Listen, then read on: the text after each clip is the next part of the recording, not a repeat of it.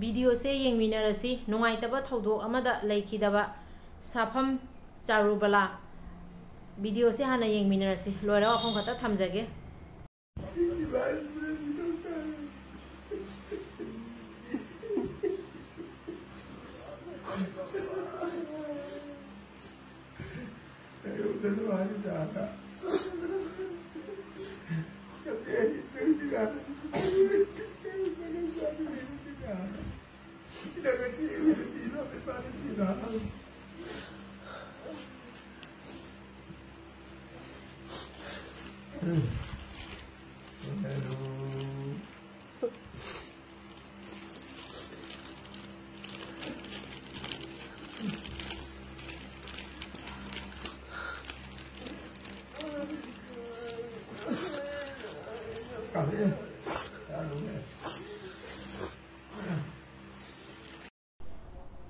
meetei nupina atopa jati de zum panbiganu video sigi tanja laujaraga wafum khartang thamjage ngasigi thodok se aduki mati nungaitaba thodok ni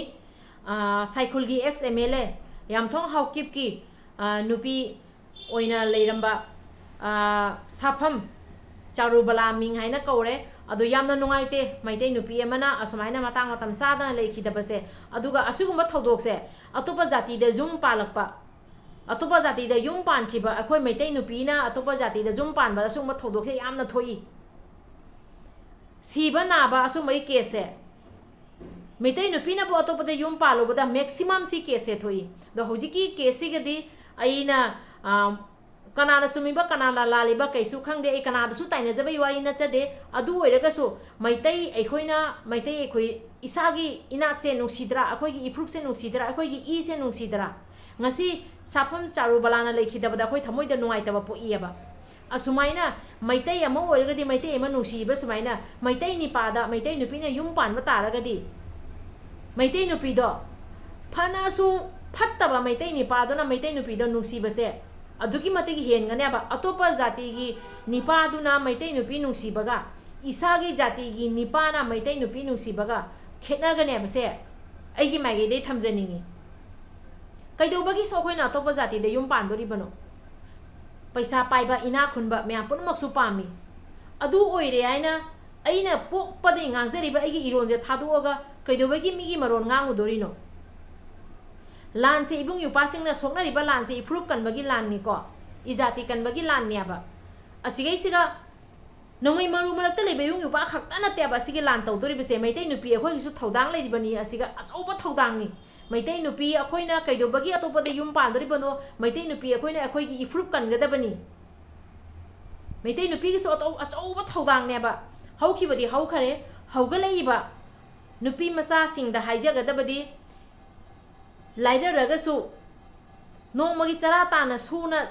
chaba imungda oiragasu meitei nipada leibyo meitei nipada yum panbyo isagi laining thau isagi ibdo pakhangbabu kauthokpi ganu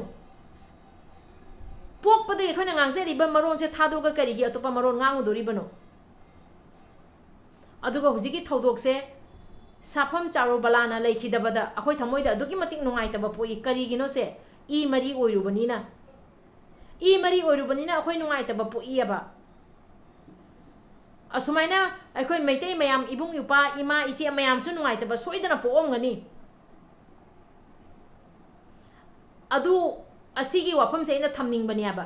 meitei oiragadi meitei de yum panbiu meitei na meitei nungsibase hena nungsidoi atopana meitei nungsibaga meitei ekhoina meitei nungsibaga yamna khetnarakani ngasi ibung yupasingna thawai kathokkhagi thawai se thadokpada pamudagi thawai pamudaba kanano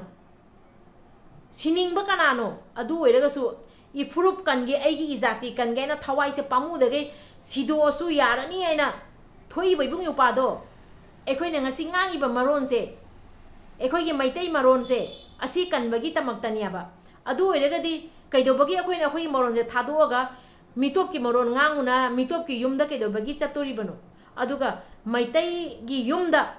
अतोपा loop की नुपीना मौओइना लाकपदी असुगुम्बा ओटपा नैबा सीबगी वारी से अनम्बना तादे उसु उदे तासु तादे अदुगा मैतै नुपीना अतोपदे युम पालुबा meitei nupina atopa jati de zum paluragadi asugumba siba असुंगमै केस यामना फंगली वारी से ngasi aikhoi safam charo balana lekhidabasiga asigi tanja laujaraga haureiba angang singi mafamda asofam sitang thamjage na video se pujarakpani adu ngasi lekhidabase kamaina lekhidabano asidi chapchabi khangde yumgi thabak loisanba matamda karigumba magi achaiba kai lanchiuba kan tanjada bongumba posai mana pokhaibadagi mafam duga I yamna thokina sokpadagi hospital yaubada laigeng bangam dadana lekhidabani di hairi ado karigi kamaina kaidobano adudi ai khangde aduga hairiba moigi ex MLA yamthong haukip ki moi manungda kari leinaba kaidoba ai kaisum khangde moigi oina haiba nate aina haibasidi meetei nupi na bo atopada yum parade asumba case thokali si opam sitang haijaning bani aduna haureiba nupi macha singda haijagadabadi Aikhoi gyan tana wakhan khandaraga yum pan bai se kyamok yam lubage meetei Aikhoina meetei nungsi base kyamok yamna nungsi adu oiregadi meetei nipana fatrasu meetei nipadana meetei nungsi base henadi hengani ai base asi khandasi ina kaira khunba atopa amana meetei nungsi baga nongmagi chara tana sajaba meetei nipa amana meetei nungsi baga aduki mati khenarakani ai base haugaleiba angang sing yampham dase ofam tang thamjage ado ichinau mayam yam sangna haira roige yamna nungaity ngasigi thogdokse asumaina meetei nupi amana matang matam sadana leikhidabase aikhoi yam nungaitaba phongdok yam nungaitaba phauri thamoida adugi tamakta tungda amuk asugumba thogdokse thoktana bagi tamakta ichinau singi mafamda haureiba angang piba isa singi mafamda message oina hofam sita thamjabani aduga leikhidaba safam charubala gi thamoi sina atma sina thawai sina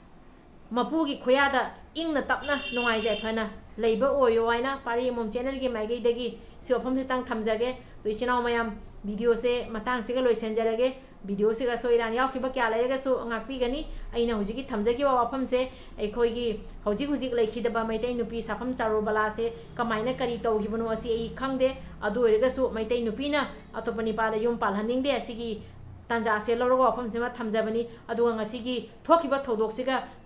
karisu related leinade video se aduna ai wafam se last se wafam sita sengdok charamani ado pari mom channel ngasi thamjariba wafam asida soiran yaukhiba kya leirega su ngakpi waina yengbiriba mayam punama ke wafam de ikok nonjari haugaleiba engang singsu wakhan khandaraga yum pan basibu